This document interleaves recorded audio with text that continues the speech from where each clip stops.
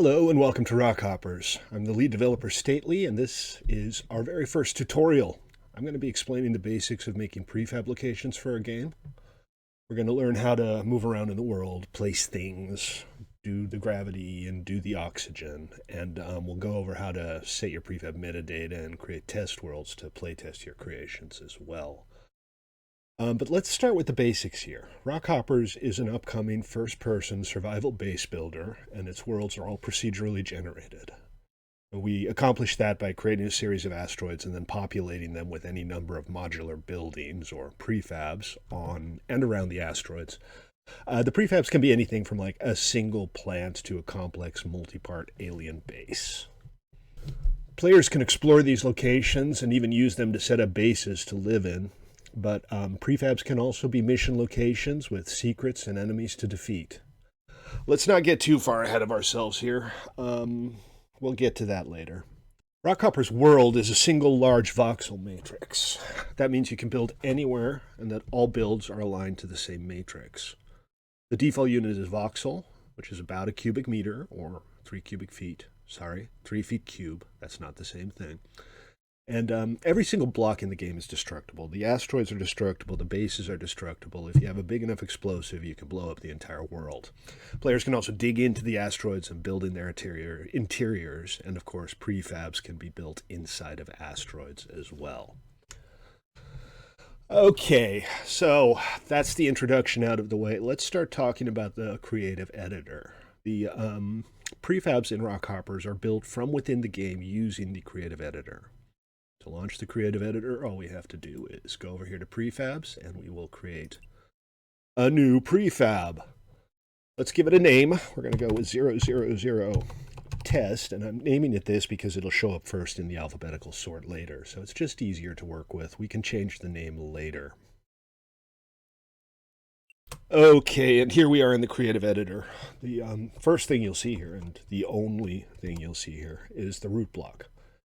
This block represents the block that your prefab will attach to in the world.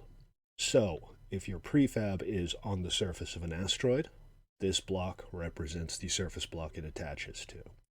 If your prefab is out in the void of space, this block is an arbitrary empty block in space. And if your prefab is underground, this block is an arbitrary solid block. All we need to know now is that this is the block we're going to attach our building to.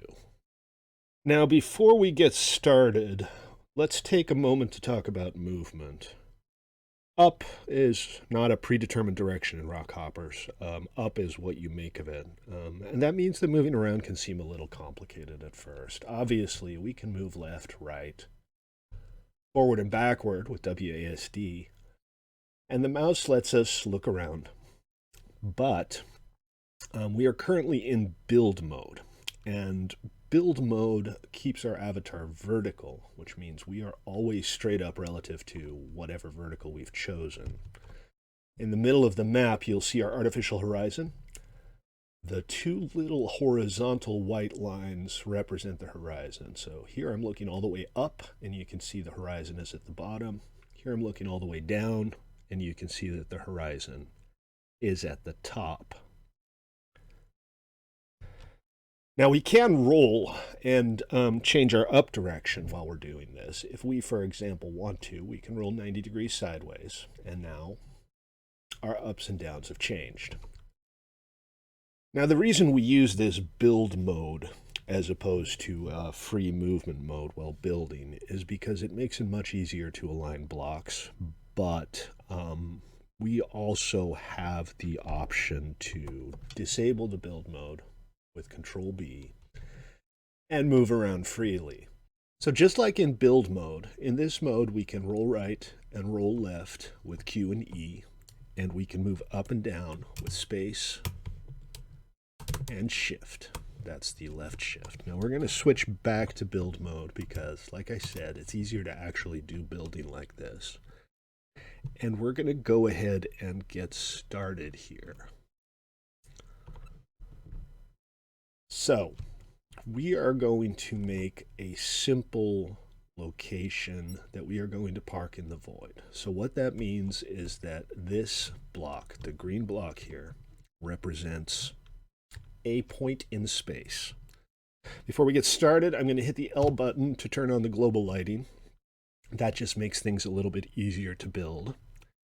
Let's take a moment to look at the root block here.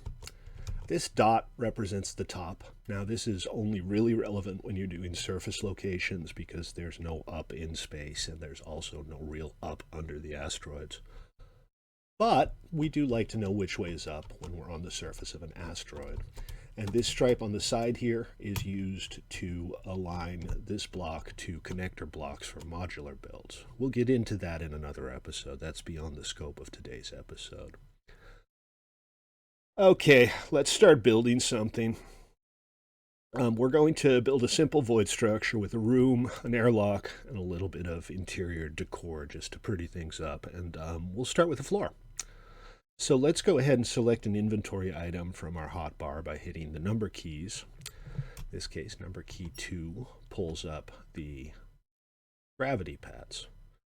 Now you can see that the selection menu came up, and the selection menu lets us select the size and variant of the block we're working with. Sometimes we have visual variants as well. This is the exact same block, it just looks different. So we've got the darker color, the lighter color. We navigate this either with the up, down, left, right arrow keys, or if you don't like taking your fingers off the WASD keys, you can hold down the center mouse button and use WASD to navigate this as well. So here we go with our floor block. Now, as far as placement goes, when the block is yellow, like this, it has nothing to attach to. When the block is red, something's in the way. In this case, it's intersecting with the root block. We move it here, it turns solid, and that means we're free to place it. Now we place using the right mouse button, and we rotate using the left mouse button. We can also change our rotation axis by tapping left control. So as you can see here, the green or the y-axis is selected. If we tap control, it'll switch to blue, or the z-axis, red, or the x-axis. And back to y by clicking control again. So let's place 2 of these.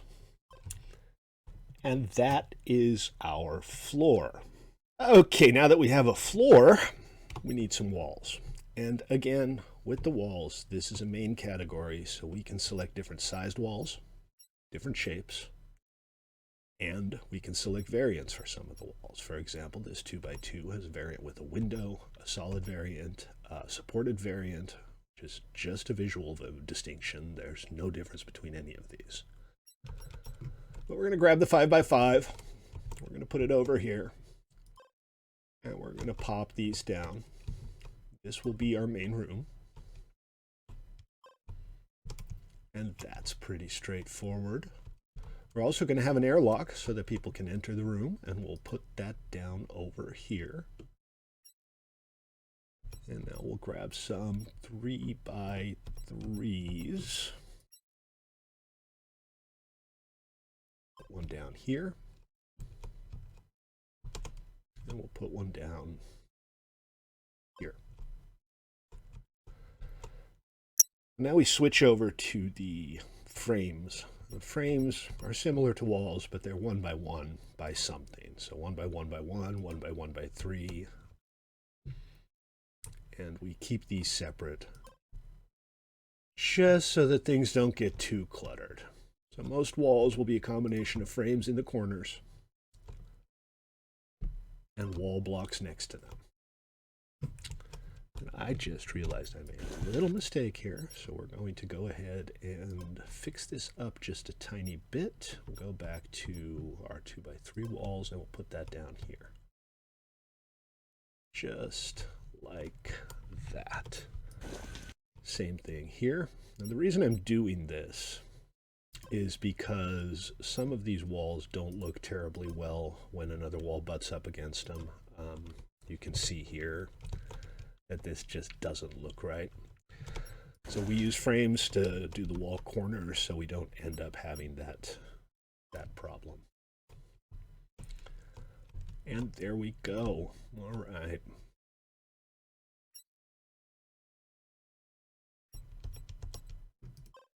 So now we have the outline of a little building here.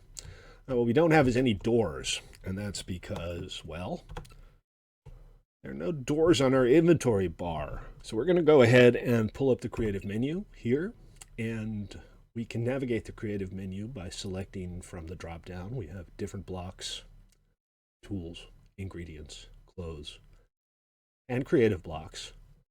But since we know what we want right now, we can just type in the search here. We'll type in door. And this is the door we want, door 2x3. So we'll drag that over here. We can also double click, same difference.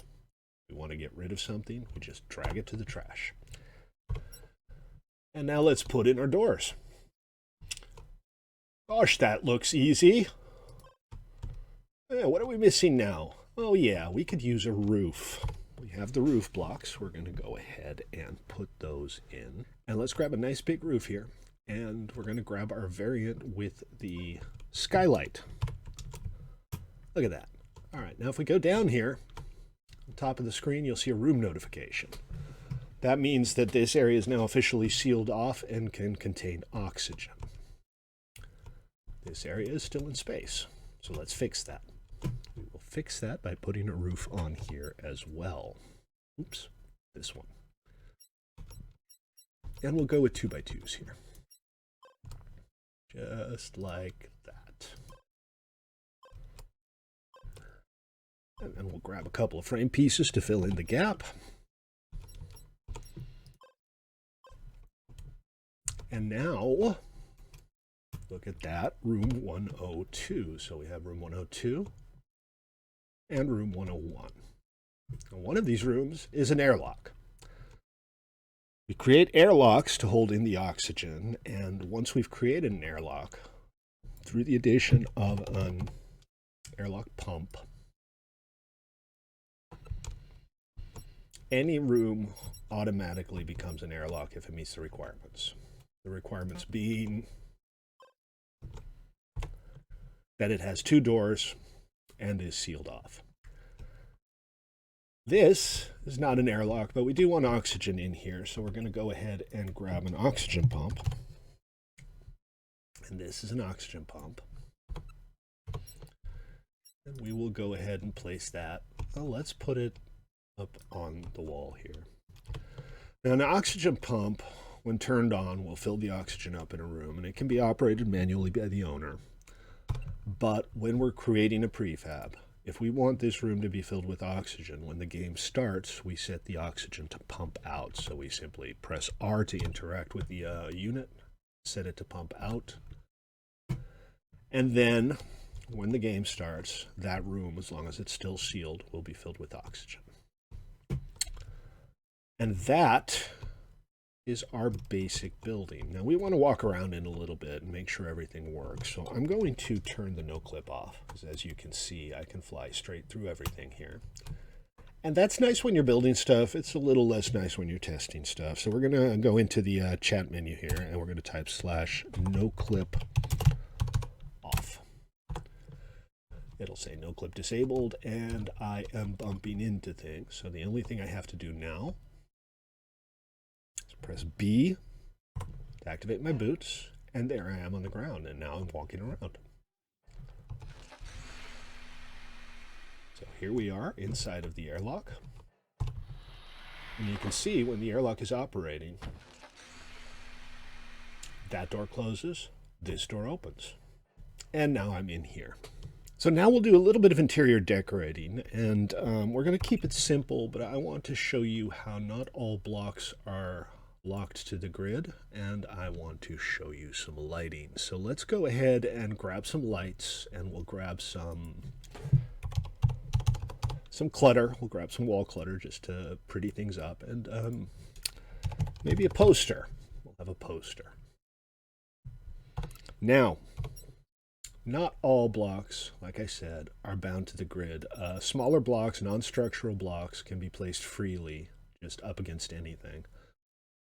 And it still works the same way. You still left click to rotate. In this case, you can hold down Control to change the rotation direction. They will always rotate around their own up axis, which is the only thing that makes sense when you're attaching it to a wall. Let's go ahead and turn the godlight off, and we will add a couple of environmental lights here. And we'll add one up in the ceiling in the airlock. And now we have a much more atmospheric lighting going on here. Let's go ahead and maybe slap down a couple of greeblies to make sure nothing's too boring in here. And then finally, maybe a nice poster. What have we got here? As you can see, I'm using the up and down arrows to select the different posters that are available. And we're going to settle on an ad for the Magnus. There we go. Okay. So, I think that'll just about do it for our first lesson here. We've learned to make a basic prefab, and we've learned how the world works and how to move around in the world. That's all very useful.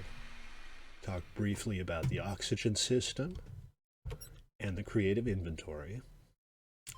And I think that'll do us for today. So next episode, I'm going to show you how to test the prefabs in the game. We'll introduce the meta blocks, like the spawners, the virtual blocks, and the placement blocks. And we'll talk a little bit about the prefab settings. For now, all you have to do is save your prefab, and you're good to go. All right, that's it for today. Thank you for tuning in. Remember, wishlist rockhoppers on Steam, and join us on Discord by visiting our website at http://playwith.rocks. That's playwith.rocks. Thank you for tuning in.